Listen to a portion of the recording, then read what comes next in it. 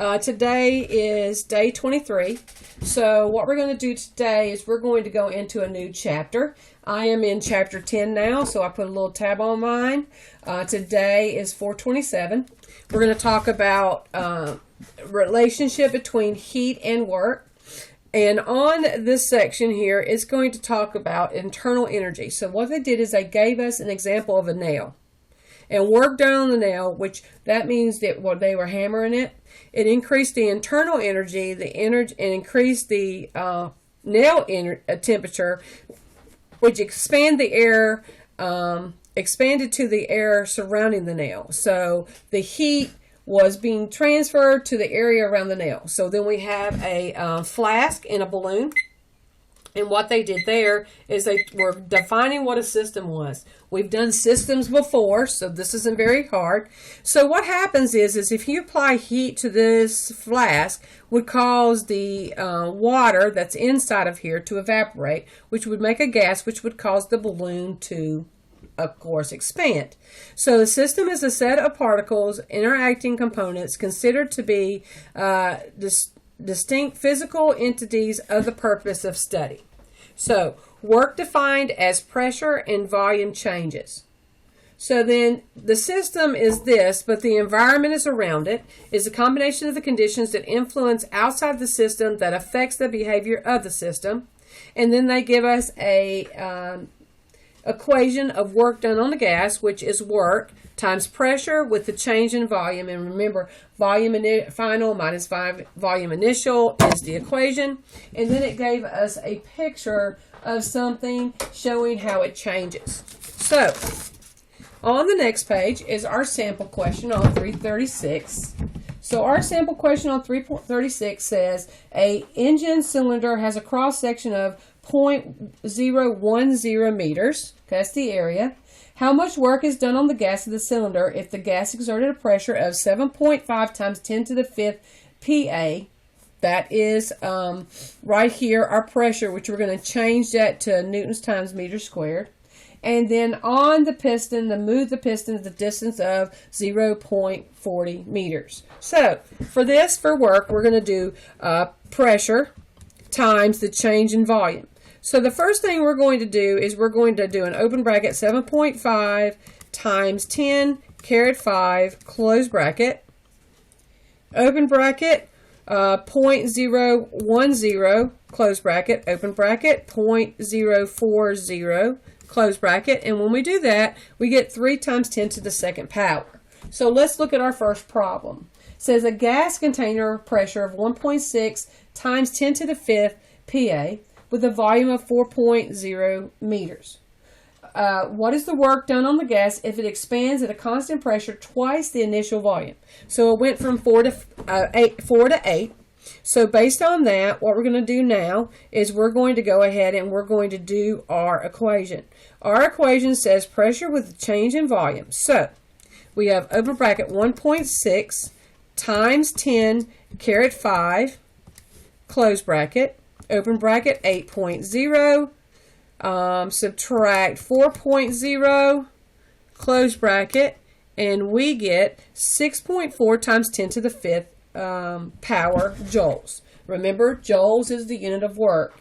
B says the compression of a constant pressure of 1/4 the initial volume. So now we're going to do the 1/4 of the volume, which is 1.0 meters cubed. So then we're going to take our 1.6 times 10 caret 5 and 1.0 subtract 4.0 close bracket, and that gives us a -4 times 10 to the 5th power. Number 2 says a gas enclosed in a container filled with a piston.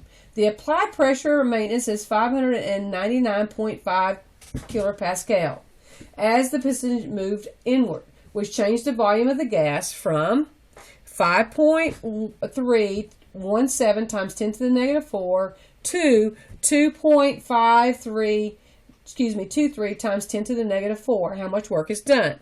So we have our 599.5 kilopascal. That is our pressure. And then we're going to subtract our two volumes, final from initial, which will give us a negative 167.5. Number 3 says, a balloon is inflated and the helium is at a constant pressure of 4.3 times 10 to the 5th power. That's our pressure. And exerted in atmospheric pressure.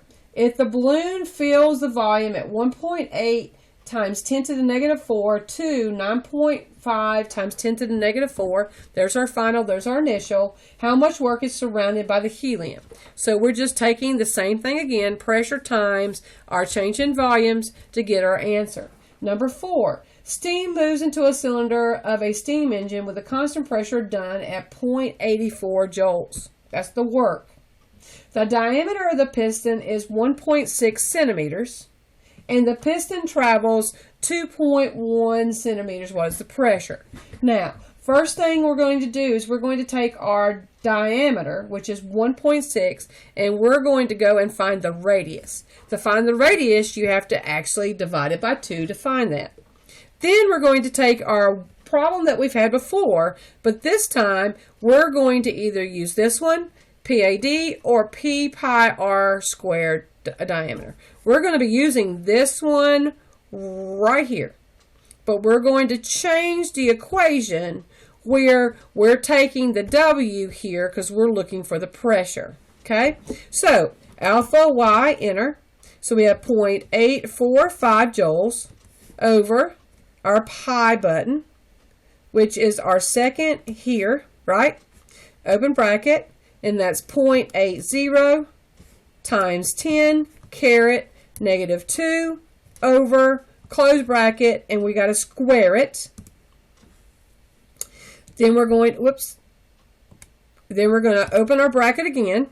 We're going to do 2.1 times 10 caret negative 2, close bracket, over and enter, and we get 2 times 10 to the 5th PA. Okay, so that was our problems, and the only thing that we have left is we have the rest of the reading assignment. So on this reading assignment, there are 3 distinct quantities that have been related. We have internal energy, we have heat, and we have work. Isometric pressure is the thermodynamic process that takes place at constant volume, so there's no work being done on the system. No work is the important word. Calometer, which we've talked about a little bit before, it gave you the container that it's actually in is called the bomb. The top that goes on the top was the bomb lid with the valve that introduces oxygen, and then you have your electrodes that are here. And this here is the complete calometer that has a thermometer on the side here, and then you have where you're actually introducing the oxygen with the probes with your cylinder. And by the way, you have a crucible down at the bottom that it has. And then you have isothermic process, which is thermodynamic process that takes place in constant temperature. So it gave us an example of a balloon, and where you have pressure coming in and you have work being out.